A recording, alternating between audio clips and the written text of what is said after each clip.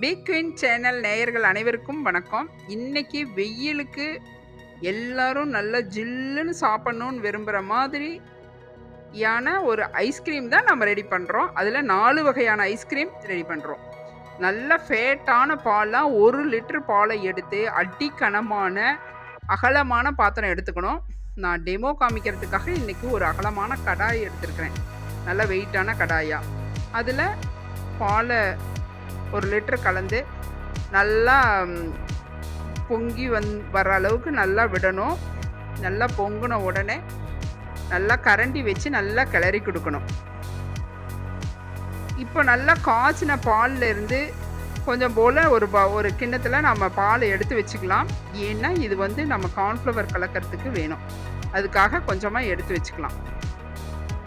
இப்போ அந்த பாலை வந்து நல்லா கரண்டி வச்சு நல்லா சைடெல்லாம் எடுத்து விட்டு நல்லா ஃப்ரீயாக கிளறி கொடுக்கணும். அடி பிடிக்காமல் இருக்கணும். அடுப்பை மீடியமாகவும் லோவாகவும் வச்சு இது பண்ணணும். ஹையாக வைக்கக்கூடாது. அப்படியே நம்ம கிளறி கொடுத்துக்கிட்டே வரும்போது பால் வந்து நல்லா சுண்டி வரும். நல்லா திக்னஸாக ஆகும். இதுக்கு வந்து சாதாரண பால் யூஸ் ஆகாது. நல்ல ஃபேட்டான பால், எருமைப்பால் அல்லது ஹை ஃபேட்டான பால் எடுத்துக்கணும். இப்போ வந்து நம்ம ஒரு 2 ஸ்பூன் அளவுக்கு கார்ன்ஃப்ளவர் மாவு, 1½ ஸ்பூன் போதும். கார்ன்ஃப்ளவர் மாவை எடுத்து நம்ம எடுத்து வச்சிருக்கிற நம்ம பால் தனியாக அந்த கிண்ணியில் எடுத்தோம்ல, அந்த பாலை இதில் ஊற்றி நல்லா கலக்கி வச்சுக்கலாம். இது ஒரு ரிஸ்க் வச்சு கலக்கிக்கோங்க, அல்லது ஸ்பூன்லேயே நல்லா கலக்கிக்கோங்க. கட்டி பிடிக்காமல் இருக்கணும். அந்த சூட்டோடு நாம் அப்படியே பாலை இந்த பவுடரை போட்டோன்னா கட்டி வரும். ஒரு ரிஸ்கோ அல்லது ஸ்பூன்லேயோ நல்லா கலக்கிக்கிங்க. இப்போ பாருங்கள், பால் நல்லா திக்னஸாக சுண்டி வந்துருச்சு. இப்போ நாம் ஒரு பவுல் சர்க்கரை, அஸ்கா சர்க்கரை எடுத்துக்கலாம். இது வந்து ஒரு 400 கிராம் இருக்கும். அந்த அளவுக்கு எடுத்துக்கணும். இப்போது அந்த சர்க்கரையை போட்டு நல்லா கலக்கி கிளறி கொடுத்துடலாம். நல்லா சுண்டி வரட்டும். அடி சைடெலாம் பிடிக்காமல் இது பண்ணணும். இப்போ வந்து நம்ம கடையில் வாங்குகிற ஐஸ்கிரீம்லாம் இதில் வந்து சிஎன்சி சிப்ஸுன்னு ஒன்று கலப்பாங்க. அது கலக்கும்போது நல்லா சாஃப்ட் கொடுக்கும். இப்போ நம்ம ஹோம்மேடாக நம்ம கெடுதல் இல்லாமல் செய்யணும் அப்படிங்கிறதுக்காக நம்ம அதெல்லாம் கலக்காமல், அப்புறம் ஆர்டிஃபிஷியலாக எந்த ஒரு கலரோ எதுவுமே கலக்காமல் ஹெல்த்தியான நம்ம ஐஸ்கிரீம் செஞ்சு குழந்தைகளுக்கு கொடுத்தா அதனால் ஹெல்த் பெனிஃபிட் தான் இருக்கும். ஸோ அதனால் நம்ம அதெல்லாம் எதுவுமே கலக்க போகிறதில்ல. எல்லாமே நம்ம ரியல் ஃபுட்டில் இருந்து தான் நம்ம ரெடி பண்ண போகிறோம். ஆர்கானிக்காக எதுவுமே. ஐஸ்கிரீமில் வந்து பொறுத்த வரையிலும் அந்த சிப்ஸ் கலப்பாங்க. அப்போ தான் அது வந்து அந்த ஸ்ட்ரெச்சர் கொடுக்கும். இப்போ வந்து இந்த கார்ன்ஃப்ளவர் மாவை வந்து அதில் சுண்ண பாலில் விட்டுறலாம். விட்டு கொஞ்சம் நேரம் அது அப்படியே அந்த பபுள்ஸ் அதெல்லாம் அந்த கார்ன்ஃப்ளவர் நல்லா வெந்து வரணும். அந்த பபுள் எல்லாமே அடங்கி வரணும். அப்படியே கிளறி கொடுத்துக்கிட்டே இருக்கலாம். நல்ல திக்னஸ் வேணும்னா இன்னும் 1/2 ஸ்பூன் கார்ன்ஃப்ளவர் கூட கலந்துக்கலாம். இல்லைன்னா இது வந்து செட்டிங் ஆகிறதுக்கு கொஞ்சம் லேட் ஆகும்.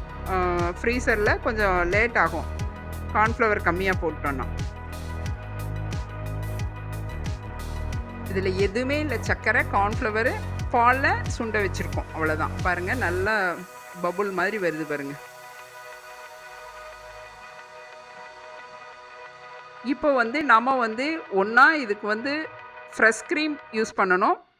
அப்படி இல்லை அப்படின்னா நம்ம பால் ஆடையை கொஞ்ச நாள் சேகரித்து வச்சு அந்த ஆடையை நம்ம மிக்சியில் ஒரு ஓட்டி இதில் கலக்கலாம். பட் ஆனால் நான் ஆடை ஃப்ரெஷ்ஷாக அப்போ கிடைக்கல, சேர்த்து வைக்காமல் விட்டுட்டேன். அதனால் நான் இதுக்கு வந்து ஃப்ரெஷ் க்ரீம் தான் யூஸ் பண்ண போகிறேன். கார்ன்ஃப்ளவர் நல்லா வெந்து வரட்டும். பபுள்லாம் வந்து அடங்கிருச்சுன்னா கார்ன்ஃப்ளவர் நல்லா வெந்துடும். அப்படியே சைடெலாம் எடுத்து விட்டுக்கிட்டே இருக்கணும்.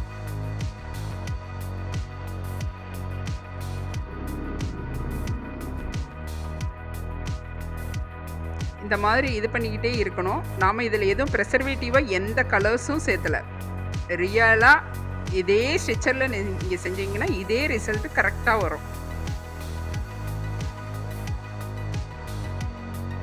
பாருங்க நல்லா திக்னஸ் வந்துருச்சு.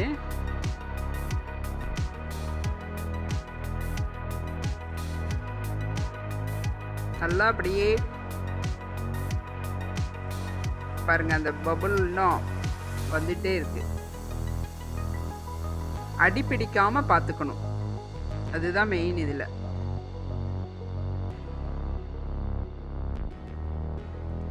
அந்த ஸ்ட்ரெச்சர் வர வரையிலும் அடி பிடிக்காம கிளறி கொடுத்துக்கிட்டே இருந்துடணும்.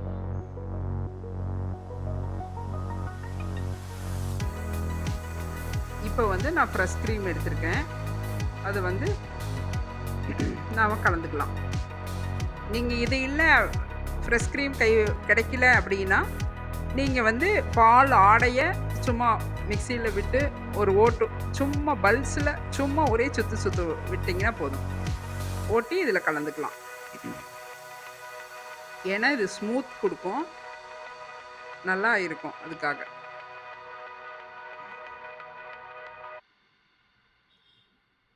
கொஞ்சம் போல் பால் ஆடையாக இருந்ததுன்னா ஒரு நாள் 5 நாள் வச்சுருந்தா ஆடை இருந்தால் போதுமானது.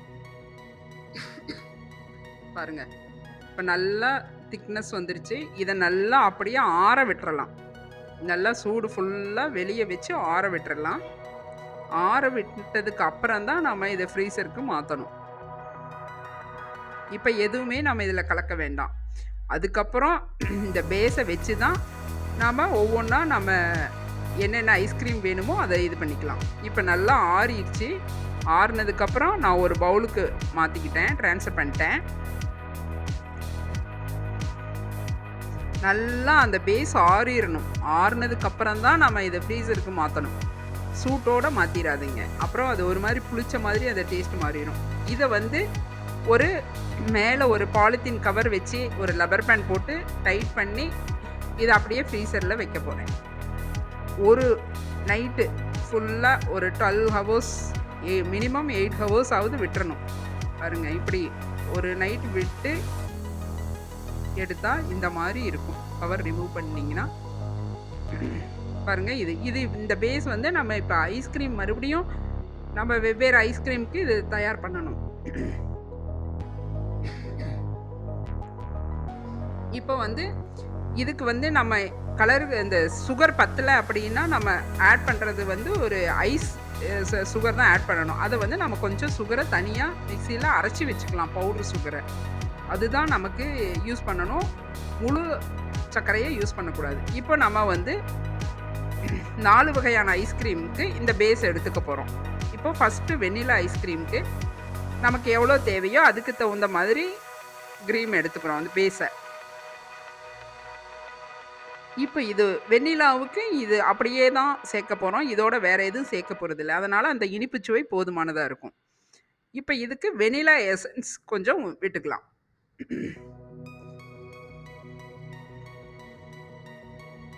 வெண்ணிலா எசன்ஸ் வச்சு நீங்கள் வெண்ணிலா எசன்ஸ் எவ்வளோ இந்த எடுக்கிற எவ்வளோ பேஸோ அதுக்கு தகுந்த மாதிரி நீங்கள் எசன்ஸ் விட்டுக்கோங்க. இதை மிக்சி ஜார்லேருந்து ஒரு சும்மா பல்ஸில் ஒரு ஓட்டிக்கோங்க. பாருங்கள் இந்த மாதிரி ஒரு பல்ஸில் கொஞ்சம் அடிச்சுக்கோங்க. ரொம்பவும் அடிக்க வேண்டாம், பல்ஸில் அடிச்சிங்கன்னா போதும். இதை வந்து நாம் ஒரு கண்ணாடி பவுலில் இதில் ஊற்றி இதை க்ளோஸ் பண்ணி ஃப்ரீசரில் வச்சிடலாம். இது வெனிலா ஐஸ்கிரீம் ரெடி. இதை வந்து ஒரு 10 ஹவர்ஸ் ஆகுது விட்டுறணும். ஒரு மிட் நைட் விட்டுருங்க. விட்டிங்கன்னா நல்லா ஐஸ்கிரீம் ரெடி ஆயிரும். இது க்ளோஸ் பண்ணி நம்ம ஃப்ரீசருக்கு போட்டுக்கலாம். ஏர் ரிலீஸ் பண்ணி டைட் பண்ணி விட்ருங்க.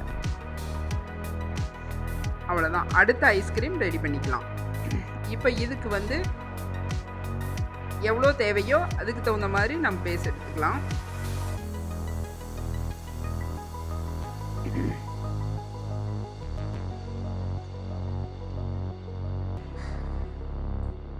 இந்த மாதிரி எடுத்து வச்சுக்கலாம்.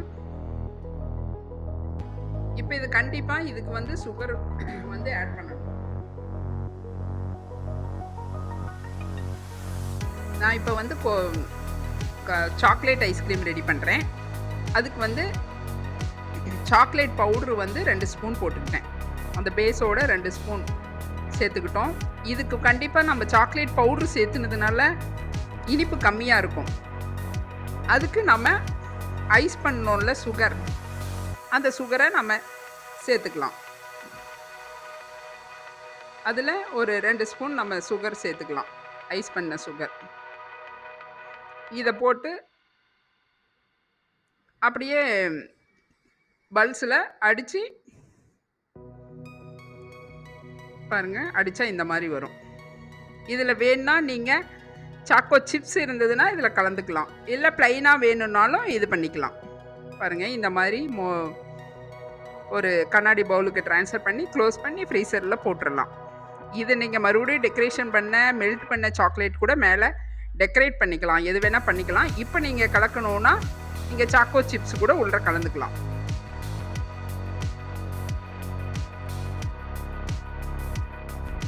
அடுத்தது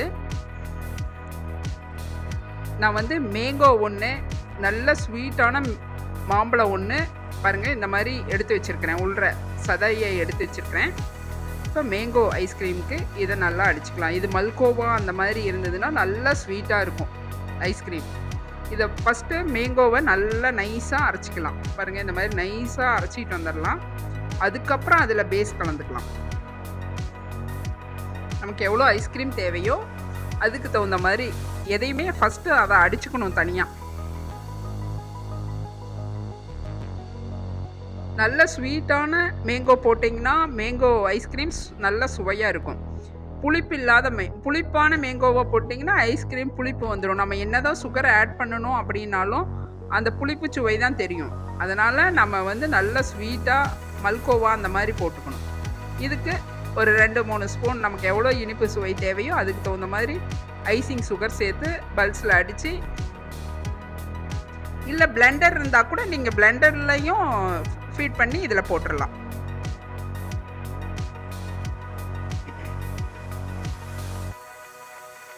அவ்வளோதான். இதையும் ஒரு பவுலில் மாற்றி ஃப்ரீசரில் செட் பண்ணிடலாம். நம்ம இப்படி தான் ஒவ்வொரு ஐஸ்கிரீமும் நம்ம என்ன மாதிரி வெரைட்டியாக வேணுமோ அதுக்கு தகுந்த மாதிரி நம்ம இது பண்ணிக்கலாம். இதில் நான் எதுலேயுமே எசன்ஸ் கலக்கவே இல்லை, மேங்கோவுக்கும் சரி எந்த எசன்ஸும் கலக்க போகிறதில்ல. அடுத்தது பிஸ்தா பருப்பை பிஸ்தா ஐஸ்கிரீமுக்கு பாருங்கள் அடித்து வச்சுருக்கிறேன். இதுக்கு வந்து பிஸ்தாவுக்கு கண்டிப்பாக பருப்போட எசன்ஸு சேர்த்துவாங்க. ஆனால் நான் எசன்ஸு சேர்த்தலை, ஒன்லி பிஸ்தா பருப்பும் அந்த பேஸ் இது மட்டும்தான் சேர்த்து செய்ய போகிறேன். இதே நல்ல ஒரு இதாக இருக்கும் பாருங்கள். பருப்பு இதுக்கு வந்து ஐசிங் சுகர் கொஞ்சம் சேர்த்துக்கலாம், பேஸோட ஒரு 2 ஸ்பூன் சேர்த்துக்கிட்டேன். இப்போ அடிச்சுக்கிட்டு வந்த பிஸ்தா பருப்பை இதுலேயே கலந்துக்கலாம். உங்களுக்கு எவ்வளோ பருப்பு போடணும்னு நினைக்கிறீங்களோ அந்த மாதிரி போட்டுக்கோங்க. நம்ம இதுக்காக வேண்டி செய்கிறோம், அதனால் நிறைய பருப்பு போட்டு அடித்து போட்டால் ஐஸ்கிரீம் நல்ல சுவையாக இருக்கும். குழந்தைங்க ரொம்ப விரும்பி சாப்பிடுவாங்க, ஹெல்த்தும் கூட.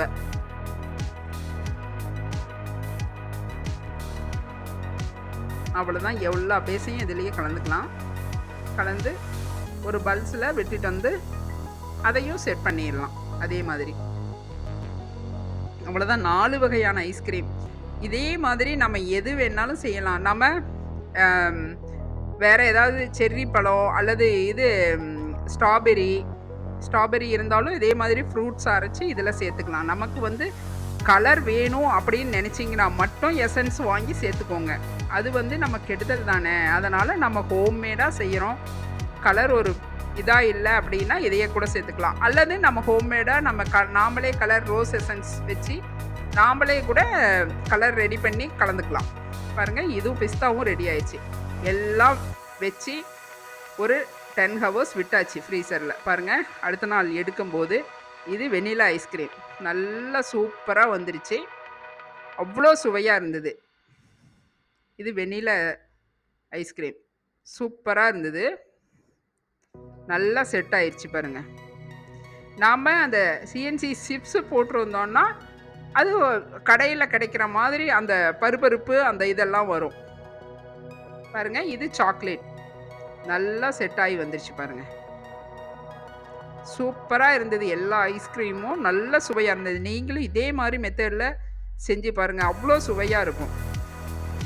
நம்ம எந்த கெடுதலும் இல்லாம ஐஸ்கிரீம் குழந்தைகளுக்கு, பெரியவங்களுக்கு எல்லாம் இது எவ்வளோ வேணா சாப்பிடலாம். இது பாருங்க பிஸ்தா.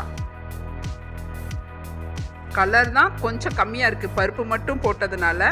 பட் ஆனா டேஸ்ட் வைஸ் சூப்பரா இருந்தது. சூப்பரா இருக்கு பாருங்க. எல்லா ஐஸ்கிரீமுமே டேஸ்ட் பண்ணி பார்த்தாச்சு. சூப்பரா இருந்தது. மேங்கோ ஐஸ்கிரீமும் பாருங்க இதே மாதிரி இருக்கு. நீங்களும் இதே மாதிரி உங்க வீட்ல இதே மாதிரி ஐஸ்கிரீம் செஞ்சு எல்லாரையும் அசத்துங்க. நம்ம பிக்யூன் சேனலை லைக் பண்ணுங்க, ஷேர் பண்ணுங்க, கமெண்ட் பண்ணுங்க, சப்ஸ்கிரைப் பண்ணுங்க. மீண்டும் அடுத்த வீடியோல சந்திக்கலாம். நன்றி, வணக்கம்.